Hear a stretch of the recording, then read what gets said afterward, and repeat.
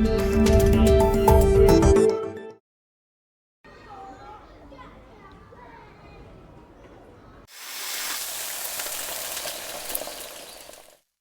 am a mom of 2 girls. I was also an administrator at a Texas high school until I retired in 2019. As a mom and also as a faculty member, being educated to stranger danger has always been something that's been super important to me. Especially now with children being given phones at such a young age and having excessive access to social media, online predator situations are at an all-time high. In 2012, my 14-year-old daughter was approached on Facebook by someone claiming to be a modeling scout, wanting to do a photo shoot with her. Thankfully, my husband and I have always made an effort to promote that our girls can come to us with anything. And when my daughter got this request, she immediately came to tell us because she herself thought something was wrong with it. At the time, fortunately, we were able to know some people that were doing this work for the state of Texas, and I sent the profile to them.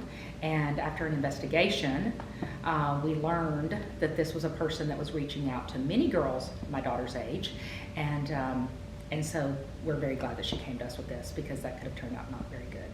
And at this time, it was very eye-opening to see the access that someone had inside my home to my daughters.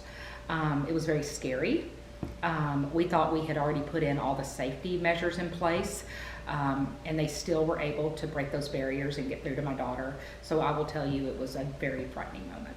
When I started working for the school, even though the school spends hours promoting safety on the internet and pushing all this information to our students and their parents, I did begin to realize that a lot of parents were completely oblivious to the dangers out there. In my opinion, that parents, when they live in a safe community, that they tend to not maybe take some of this stuff as serious. And so I think a lot of people were not maybe monitoring like they should, just because, we live in such a safe area.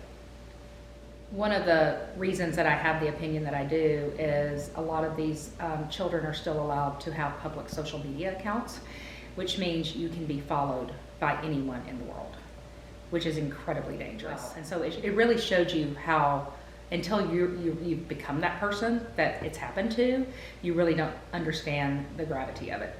Our school system does a great job of teaching our children everything, from, that they need to know, and right and wrong, and we learn that as early as kindergarten.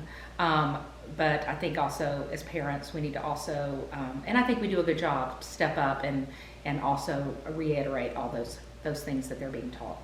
Safety's defined so differently today. It used to be, the biggest safety thing my kid had to worry about was looking left and right before they crossed the street. It's such a bigger deal now.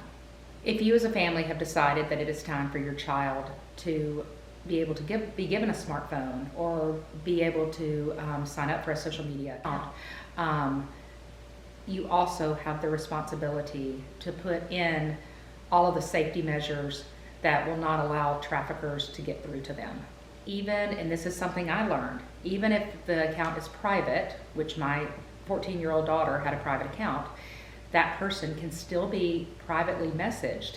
And if your child answers that private message, then it gives them access to their account. Our kids are so smart today, and thankfully they are able to recognize danger when it's out there. But as a parent, I think we still have an obligation, even if we get the mom, I know, 10,000 times, it's worth it just to make sure that they are staying on top of things. NCMEC, it's the National Center for Missing and Exploited Children. They are a great resource to reach out to. You can go to their website. They have things for parents, they have things for children. They tell you what red flags to look out for.